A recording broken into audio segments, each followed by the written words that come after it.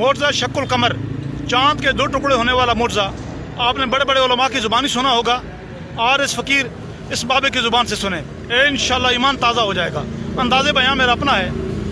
अबू जहल ने यमन के बादशाह हबीब इब्न मालिक को ख़त लिखा, और ख़त के अंदर ये लिखा कि मेरा एक भतीजा है, नबूवत का दावा करता है, कहता है मैं अल्लाह का नबी हूँ, और ये जो तुम्हारे बुत हैं लातो मनात, ये झूठे हैं, ये बातिल हैं, ये तुमने खुद बना रखे हैं, ये तुम्हें कोई नफ़ा नुकसान नहीं दे सकते। आओ मेरे उस रब पर ईमान ले आओ जो सारी कायनात का खालिक है और सारी कायनात का पालनहार है। वो एक ऐसे खुदा की बात करता है जो दिखता नहीं है, नज़र नहीं आता, और हमारे माबूदों को झूठा कहता है। हमने 12 समझाया, हमारी बात नहीं समझता, अपनी बात करता है।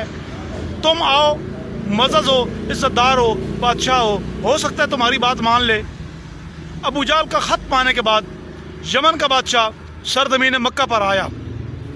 ये बात याद रखने की है कि जिस दिन यमन का बादशाह मक्का की सरज़मीन पर पहुंचा, उस दिन चाँद की 13 तारीख थी और रात 14वीं की आने वाली थी। सीधा अबू जहल के घर आया। अबू जहल से पूछा, हाँ अबुल हकम, मुझे क्यों बुलाया है? अबुल हकम अबू जहल का पहला नाम था। अबुल हकम का मतलब है दानाओं का बाप, अबू जहल का मतलब है जहलों का बाप। मेरे नबी की नबूवत को नहीं माना, अबू जहल हो गया।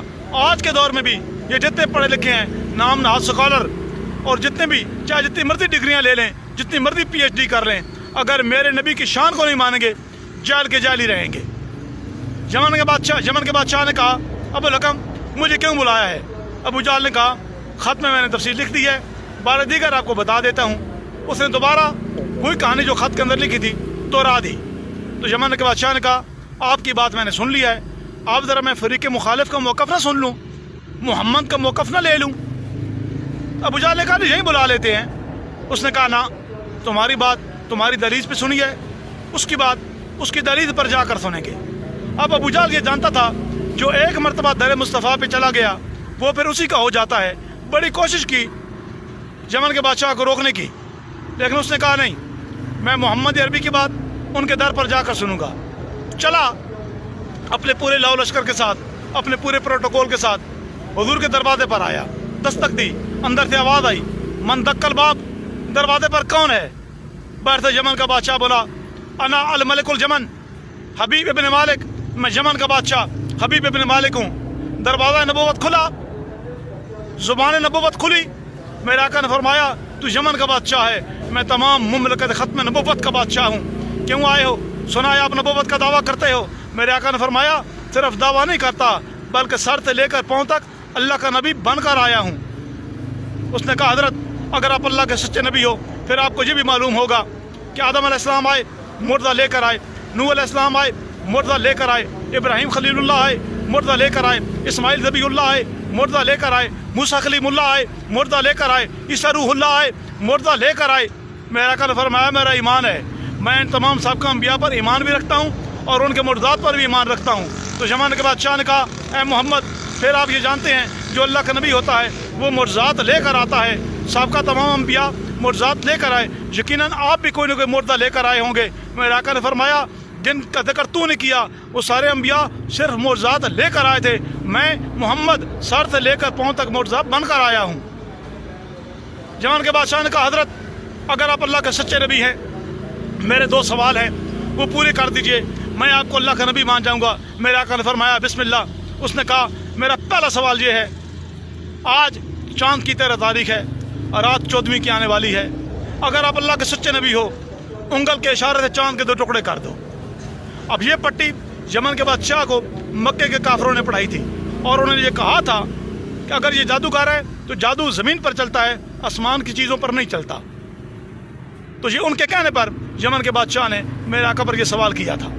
मेरे आका ने फरमाया, ठीक है, रात हो लेने दो, चाँद को निकलने दो। दूसरा सवाल यमन के बादशाह ने कहा, नहीं हज़रत, पहले पहला पूरा कीजिए, दूसरा बात मैं बताऊँगा। मेरे आका ने फरमाया, ठीक है। कुफार ने मक्के में मुनादी करवा दी, आज मुसलमानों के नबी पर बड़ा नाजुक वक्त आ गया है, मुसलमानों के नबी का जादू आसमान तक कैसे जाएगा, चाँद 2 टुकड़े कैसे होंगे। कुफार जमा हो गए, लेकिन जब वक्त मुकर्रा आया तो थोड़े बादल छा गए।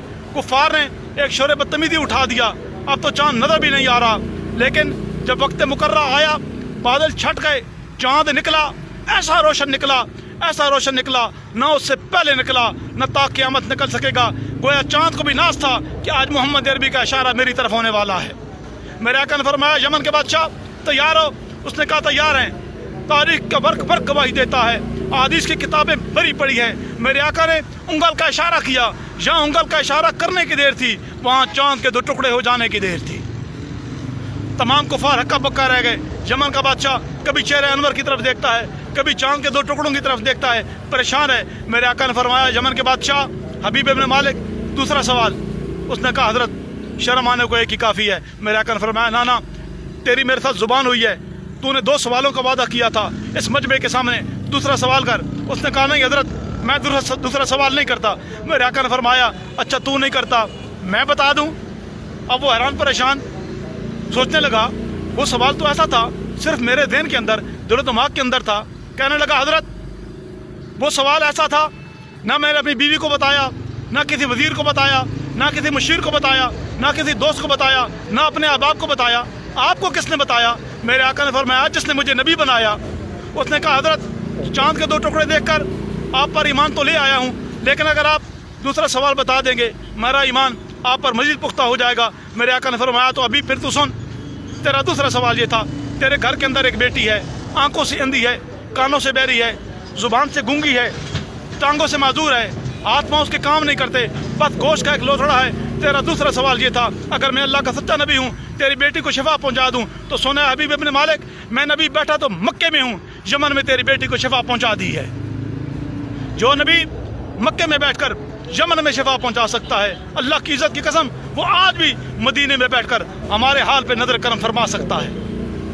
یمن کے بادشاہ نے پلٹ کر کفار کی جانب دیکھا اور کہا سن لو کافرو, او مکے کے سردارو, آج کے بعد یہ میرا بھی نبی ہے, خبردار اس کی طرف کوئی میری آنکھ سے نہ دیکھے. یہ بات کرنے کے بعد یمن کا بادشاہ اجازت دی, واپس اپنے ملک کی جانب عازم سفر ہوا. یمن میں جب اپنے محل پر پہنچا دروازے پر دستک دی. وہی بیٹی جو چل نہ سکتی تھی, جو اٹھ نہ سکتی تھی, جو بول نہ سکتی تھی, جو سن نہ سکتی تھی, معذور تھی, اسی نے آ کر دروازہ کھولا. ہکا بکا رہ گیا, سیدھا اپنی بیوی کے پاس گیا, پوچھا ارے اس کو تو میں گوشت کا لوتھڑا چھوڑ کر گیا تھا, یہ کیا ہوا؟ اس نے کہا حضرت کیا پوچھتے ہو, کچھ دیر پہلے کی بات ہے, ہم سونے کے لیے چھت پہ چڑھے, گرمی بڑی سخت تھی, غلامان کی مدد سے, خادموں نوکروں کی مدد سے اس بیٹی کی چروائی کو بھی چھت پر لے گئی.